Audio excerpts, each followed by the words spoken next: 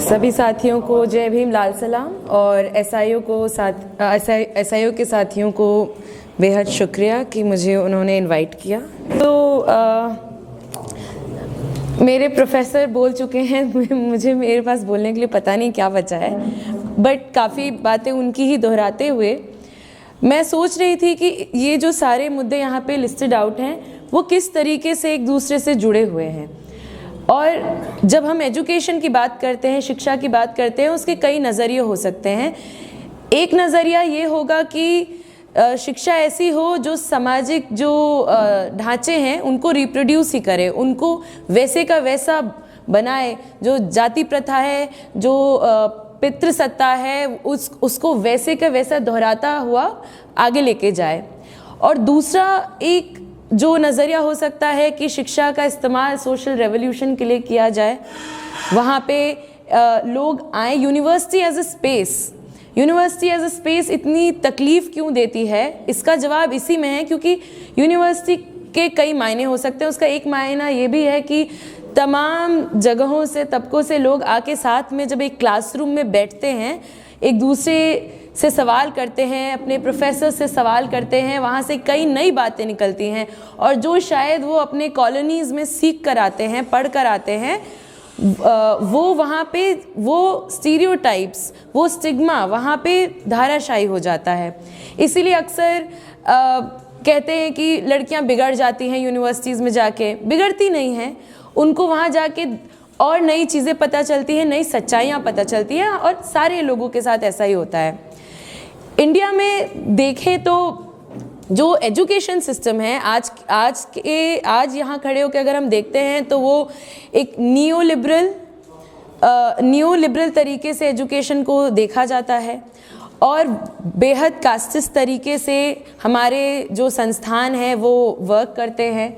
और उसके साथ साथ जैसा कि सर ने कहा, शिक्षा को एक इंस्ट्रूमेंट के तौर पे, महज एक इंस्ट्रूमेंट के तौर पे शिक्षा को इस तरीके से नहीं देखा जा सकता इस वक्त इस देश में या एनईपी जैसी पॉलिसीज़ में कि शिक्षा जो है क्रिटिकल थिंकिंग डेवलप करे, एक नागरिक का हमें एक नागरिकता का एक बोध कराए कि हम सिटीजन्स हैं। हमारा एक जो फंडामेंटल ड्यूटीज़ की बार बार बात की जाती है एनईपी में, फंडामेंटल राइट्स के बारे में कहीं लिखा ही नहीं है। लिखा है कि हम फंडामेंटल ड्यूटीज़ जो हैं वो स्टूडेंट्स को पढ़ाएंगे। तो ये भी एक तरीका है हमें बताने का कि आप जब अपने अधिकारों की बात करोगे तो आप जो है एंटी नेशनल होगे, आप स्टेट से सवाल कैसे कर सकते हो, आप सिर्फ एक कर्तव्य करो। लेकिन उसमें वो चीज़ें भूल जाते हैं कि नागरिक होने का एक अपना कर्तव्य होता है, सिर्फ उपभोक्ता होने का एक कर्तव्य नहीं। और नागरिक का कर्तव्य होता है कि वो सवाल पूछे, वो अपने आने वाले फ्यूचर के लिए अपने पास जो भी इंस्टीट्यूशंस हैं, जो भी सहूलियत है, उसको या तो बरकरार रखे या उससे बेहतर करे। तो जेएनयू के बारे में बात की जा रही थी। जेएनयू तकलीफ इसलिए देता है, I think JNU is black swan of education system, कि इनकी जो एक थियोरी है कि आप एक उपभोक्ता हो, आप सब्जेक्ट हो, आप सिटीजन नहीं हो, और आप जिस चीज़ के लिए जितना दोगे उतना आपको मिलेगा। आप अगर उतना पे नहीं कर सकते तो आपको नहीं मिलेगा। और जेएनयू उसके बरक्स एक ऐसा मॉडल हो जाता है कि वहाँ पे कम पैसे में, बेहद कम पैसे में बेहतरीन प्रोफेसर्स हैं, जिन प्रोफेसर्स को शायद हम बाहर अगर जेएनयू में नहीं होते हैं तो हम बाहर उनके वीडियोस देखते हैं, उनके टॉक्स देखते हैं, और अचानक से हम जेएनयू में आते हैं, हम उनसे पढ़ रहे हैं, उनसे सवाल कर रहे हैं, वो एक अलग एक्सपीरियंस होता है। इनफैक्ट CUET के बारे में बहुत एक डिस्कोर्स रहता है जेएनयू में, पॉलिटिकल डिस्कोर्स, जिसमें जैसे राइट विंग का जो ऑर्गेनाइजेशन है वो ये कहने की कोशिश करता है कि लेफ्ट जो है ये समझदारी रखता है कि CUET से आए हुए छात्र जो हैं वो बेहतर नहीं होते हैं। ऐसा नहीं है। और वो स्टूडेंट्स फिर हमारे पास आके ये कहते हैं कि आपको हमसे क्या तकलीफ़ है।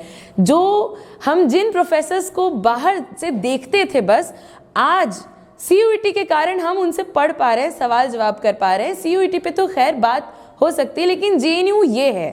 जेएनयू वो जगह है जहाँ पर आप BHU से कुछ लड़के आए थे, मैं खुद BHU से पढ़ी हूँ। वो रात में माही मांडवी हॉस्टल के सामने बैठे थे और उनके पास मैं बात करने गई तो उन्होंने कहा कि दीदी यहाँ सुना है कि अगर लड़की से बात कर लिया तो पर्चा लिखा जाता है। तो ऐसा नहीं होता है, ऐसा नहीं होता है कि आपने किसी लड़की से बात कर लिया तो पर्चा लिखा जाएगा, लेकिन एक पॉलिटिकल अंडरस्टैंडिंग जाती है कि आप कैसे भी, आप अगर किसी लड़की से या किसी भी जेंडर के इंसान से आप बात करेंगे तो आपका लहजा एक तरीके का होना चाहिए, एक रिस्पेक्ट के साथ आपको बात करनी है, एक कंसेंट के मायने समझने हैं आपको। JNU वो जगह है कि वो एक ट्रेनिंग देता है आपको कि आपको किस तरीके से सेंसिटिव होना है, किस तरीके से सामने वाले की बात समझनी है। अब मैं कल एक कोई मीडिया के साथी आए, हमसे सवाल पूछ रहे थे, तो उनका ये दिक्कत था कि कॉरपोरेट जो ड्रिवन चीज़ें होती हैं वो अच्छी होती हैं और JNU में तो IIT जैसी सड़कें नहीं हैं और भी बहुत सारी चीज़ें हाँ नहीं हैं, और ये सालों साल के फंड कट का नतीजा है कि जहाँ पे कुछ संस्थानों को इंस्टीट्यूट ऑफ एमिनेंस और सेंटर ऑफ एक्सीलेंस बताकर वहाँ पे सारा फंड डाला गया है और वहाँ पे पैसा बनाने का, आप बहुत सारा पैसा दे सकते हैं तब आप पढ़ सकते हैं, नहीं तो आप नहीं पढ़ सकते। और JNU जैसे संस्थानों से पैसा खींचा गया है। तब जब मैं उनको ये बात बताती हूँ तो वो ये कहते हैं कि IITs में तो लोग लोन लेके पढ़ लेते हैं, दिक्कत क्या है आपको। तो मैं मानव के बारे में कुछ पढ़ रही थी और मैंने ये देखा कि एक जो स्टिग्मा, एक ही हम स्टूडेंट सब क्लास में बैठते हैं तो शायद हम एक जैसे दिखते हो, लेकिन हम एक जैसे नहीं होते हैं। कई सामाजिक ढांचों को तोड़ कर आए होते हैं, कई सामाजिक पृष्ठभूमि से आए होते हैं, और जो स्टिग्मा स्पेशली आज के दौर में मुस्लिम कम्युनिटी के साथ है या दलित कम्युनिटी के साथ है, जहाँ पे ये लिखा है, ये स्टडी है कि बैंक्स उनको लोन नहीं देती है। आप अगर एक मुसलमान हैं, आप लोन लेकर आपको ये लगे कि आपको आसानी से लोन मिल जाए और आप जाके IIT में पढ़ सकें, ऐसा नहीं होता है। इसी यूनिवर्सिटी में इलेक्शन के टाइम, पिछले इलेक्शन के टाइम हम कैंपेन करने गए थे, तो एक साइंस के लड़के से बात हो रही थी मेरी, उसको फाशिज्म वगैरह, उस समय फाशिज्म न्यू फाशिज्म का डिबेट था, उसको नीतीश के इलेक्शन के टाइम समझा रहे थे। उसने बातें सुनी, उसने फिर कहा कि देखिए आप ये सब क्या बोल रही हैं, मेरे को नहीं समझ में आ रहा है। लेफ्ट को मैं बस इसीलिए वोट करूँगा क्योंकि आज से कुछ साल पहले मेरा IIT में एडमिशन हुआ था, मेरे पिताजी सक्षम नहीं थे कि वो उतनी फ़ीस दे पाएँ। मैं गया, कुछ दिन मैंने नौकरी की और उसके बाद मुझे JNU के बारे में पता चला, तब मैं JNU आया हूँ। और बार बार ये कोशिश की जा रही है कि हमारे लैब्स को प्राइवेटाइज किया जाए, बार बार ये कोशिश की जा रही है कि प्राइवेट एंटिटी जो है लैब्स में इक्विपमेंट्स रखे और फिर वो डिसाइड करेंगे कि आप क्या पढ़ेंगे, और उसके बाद वो फीस बढ़ती है और फिर वैसे स्टूडेंट्स नहीं पढ़ पाएंगे। अब इस पे एक सोचने वाली बात है कि अगर न्यूटन को पहले से कोई प्राइवेट कंपनी ने बताया होता कि आपको क्या रिसर्च करना होता, तो शायद वो ग्रेविटी और ग्रेविटेशनल पुल के बारे में नहीं सोच रहे होते। और इसके बाद एक और जो चीज़ बार बार कही जाती है हायर एजुकेशन, स्पेसिफिकली JNU के बारे में, कि बूढ़े लोग पढ़ते हैं यहाँ पे, 40-50 साल के लोग पढ़ते हैं। तो इस पे मेरा मानव से ही रिलेटेड एक एक्सपीरियंस है। मेरा एक दोस्त था पौंडीचेरी में, जब मैं पढ़ती थी, उसे PhD करना था, वो इंजीनियरिंग कर आया था, लेकिन उस समय जो भी मूवमेंट्स हो रहे थे 2019 वगैरह में, तो उसको लगा कि उसे सोशल साइंस पढ़ना है। वो पढ़ने आया और उसके पास उसका JRF नहीं निकला, लेकिन JRF नहीं निकला होता है तो आपको 30 साल के बाद आप JRF नहीं निकाल सकते, क्लियर नहीं कर सकते वो एग्ज़ाम, लेकिन आपको मानव मिल सकता है। लेकिन 2022 में मानव को ख़त्म कर दिया जाता है और अब वो मेरा दोस्त PhD नहीं कर सकता क्योंकि वो अफोर्ड नहीं कर सकता बिना एक स्कॉलरशिप के। तो ये सारी चीज़ें, स्कॉलरशिप, रोहित के साथ क्या हुआ था, रोहित के साथ 2015 में, 2016 में उनकी सांस्थानिक हत्या की गई। उससे पहले रोहित जब अपनी आवाज़ उठाते हैं, प्रोटेस्ट करते हैं, रोहित से सबसे पहले उनका स्कॉलरशिप छीना जाता है। फिर उनको पूरी मशीनरी, एक प्रोक्टोरियल इंक्वायरी उन पे होती है जो ये कहती है कि नहीं, जो भी इल्ज़ाम हिंसा के इन पे लगे हैं वो गलत हैं और बेबुनियाद हैं। उसके बाद स्मृति ईरानी वहाँ से इंटरवीन करती हैं कि नहीं, पनिशमेंट तो मिलना चाहिए, और फिर उनको उनके हॉस्टल से बर्खास्त किया जाता है, ह्यूमिलिएट किया जाता है एक सेंट्रल यूनिवर्सिटी में। और उसके बाद की जो उनकी लड़ाई रहती है, उसके बाद रोहित एक्ट का डिस्कोर्स आता है, और उसके बाद उनकी माँ या पायल तडवी की माँ की जो लड़ाई रहती है, उसके बाद हमारे पास यूजीसी रेगुलेशंस आते हैं। वक्त कम है, यूनियन की बात करनी थी।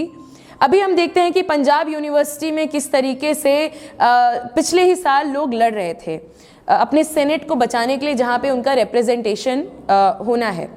Union chief justice of India जो इतने वाहियात बयान, sorry I would like to take a few minutes, आज भी उनका एक बयान आया है कि उन्होंने पिटीशन सुनने से मना कर दिया है कि महिलाओं को मेंस्ट्रुअल लीव क्यों मिलनी चाहिए। उन्होंने सुनने से मना कर दिया कि नौकरी कौन देगा। उससे पहले उन्होंने डोमेस्टिक वर्कर्स के मिनिमम वेज को डिसाइड करने पे भी मना कर दिया कि उनको कोई नौकरी नहीं देगा। इस देश में ये कहा जा रहा है कि अगर लेबरर्स को, वर्कर्स को अगर अधिकार दिए जाएंगे तो आपको कोई नौकरी ही नहीं देगा। बेसिकली आपको अधिकार का अधिकार ही नहीं है अगर आपको काम करना है, रोजी रोटी कमानी है। और वही चीफ जस्टिस ये कहते हैं कि लेबर यूनियंस जो हैं इस देश की प्रगति में बाधा बनते हैं। तो अब आप समझिए कि जो पूरा प्राइवेटाइजेशन हो रहा है, पूरा एक वोकेशनल ट्रेनिंग हमेशा से कॉरपोरेट ने पूरे दुनिया भर में और इस देश में भी स्किल डेवलपमेंट कहा जाता है उसको। स्किल डेवलपमेंट किस लिए कि जो मैन्युफैक्चरिंग का, जो कैपिटल का जो जब तरीका बदल जाएगा, जरिया बदल जाएगा, मोड बदल जाएगा, उस हिसाब से उनको मैन्युफैक्चरिंग स्किल्स भी, जो कमज़ोर तबके से आए हुए लोग, जो कास्ट प्रैक्टिसेस हैं, जो उनके कास्ट प्रोफेशंस हैं, उसी को परपेचुएट करते हुए आप थोड़ा और स्किल डेवलप करिए। लेकिन आप पढ़ लिख कर सोचने समझने वाले मत बनिए। आप आज कुछ और फैक्ट्रियां हैं, कल कुछ और इंडस्ट्री है, उस इंडस्ट्री के हिसाब से आप अपना स्किल जो है रीबूट करते रहिए। बेसिकली ये है। और उसके लिए यूनियन जो है, स्टूडेंट यूनियन एक बाधा है। JNU-SU को बदनाम करने का 10 साल का जो साजिश है वो उसका सबसे बड़ा एग्जाम्पल, या पंजाब यूनिवर्सिटी में, या फिर आप देखिए लिस्ट उठा के कि यूनिवर्सिटीज़ में यूनियंस को कैसे ख़त्म किया गया है। न्यू लिबरलाइजेशन के बाद 1991 के बाद लगातार यूनियंस ख़त्म किए जा रहे, चाहे AMU में अभी ख़त्म किया गया, मानू में। ये सारे लोग जब इकट्ठा होकर एक दूसरे के अधिकारों की बात करेंगे, चाहे आप इलेक्टोरल पॉलिटिक्स ही उसको कहिए, इलेक्टोरल पॉलिटिक्स भी अगर होगी तो अगर जिसके वोट्स चाहिए, जो स्टूडेंट्स हैं, उनके बारे में बात तो होगी, सारे लोग डिस्कोर्स तो करेंगे। वो डिस्कोर्स नहीं होना चाहिए। निजीकरण के खिलाफ बात नहीं होनी चाहिए। हमारे यूनिवर्सिटीज़ पे बुलडोज़र चलाने का पूरा उनका साजिश है, और वहाँ पे सिद्धांता फाउंडेशन जैसी प्राइवेट कंपनियाँ पढ़ें, क्लासरूम्स जिंदा ना रहें, क्लासरूम्स मर जाएं, फ़ोन पे हमारी पढ़ाई हो। इसलिए ये यूनियन को ख़त्म करने का पूरा एक ज़रूरत समझते हैं, चाहे वो मज़दूरों का यूनियन हो, चाहे वो छात्रों का यूनियन हो। वक्त बहुत कम है, फिर से शुक्रिया अदा करूँगी SIO का, और अपनी बात यहीं ख़त्म करूँगी।